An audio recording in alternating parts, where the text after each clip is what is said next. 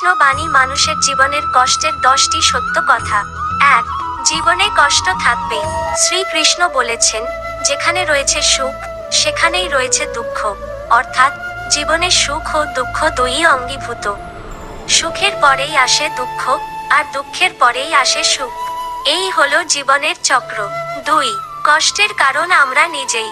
শ্রীকৃষ্ণ বলেছেন, আমাদের কর্ম আমাদের পরিণতি নির্ধারণ করে।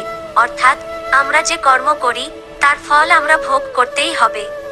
আমাদের কর্মের ফলেই আমরা সুখ বা দুঃখ অনুভব করি। 3. কষ্টের প্রতিরোধ করা যায় না। শ্রীকৃষ্ণ বলেছেন, কষ্ট একটি স্বাভাবিক প্রক্রিয়া, অর্থাৎ কষ্টের প্রতিরোধ করা যায় না।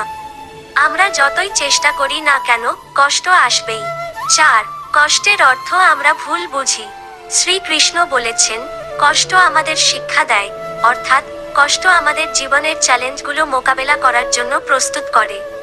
কষ্ট আমাদের আধ্যাত্মিক উন্নতির জন্য সাহায্য করে। 5. কষ্টের মধ্য দিয়ে আমরা পরিণত হই। শ্রীকৃষ্ণ বলেছেন, কষ্টের আগুনে আমাদের লোহা পরিশোধিত হয়। অর্থাৎ কষ্টের মধ্য দিয়ে আমরা আমাদের দুর্বলতাগুলো দূর করে শক্তিশালী হই। 6. কষ্টের মাধ্যমে আমরা সত্যিকারের সুখ খুঁজে পাই। শ্রীকৃষ্ণ বলেছেন, কষ্টের পর সুখ আসে। অর্থাৎ কষ্টের মধ্য দিয়ে আমরা জীবনের সত্যিকারের সুখের মূল্য বুঝতে পারি। 7. কষ্টের সময় ধৈর্য ধরতে হবে। শ্রীকৃষ্ণ বলেছেন, ধৈর্যই সবচেয়ে বড় শক্তি। অর্থাৎ কষ্টের সময় ধৈর্য ধরলেই আমরা সুখের সন্ধান পেতে পারি। 8. কষ্টের সময় ভগবানের কাছে সাহায্য চাইতে হবে। শ্রীকৃষ্ণ বলেছেন, ভগবান সবচেয়ে বড় শক্তি। অর্থাৎ কষ্টের সময় ভগবানের কাছে সাহায্য চাইলে তিনি আমাদের সাহায্য করবেন। 9. কষ্টের সময় অন্যদের সাহায্য করতে হবে।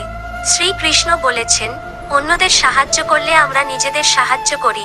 অর্থাৎ কষ্টের সময় অন্যদের সাহায্য করলে আমরা নিজেদের দুঃখ ভুলে যাই এবং সুখ অনুভব করি। 10. কষ্টের সময় ঈশ্বরের প্রতি বিশ্বাস রাখতে হবে। শ্রীকৃষ্ণ বলেছেন, ঈশ্বরের প্রতি বিশ্বাসই সবচেয়ে বড় শক্তি।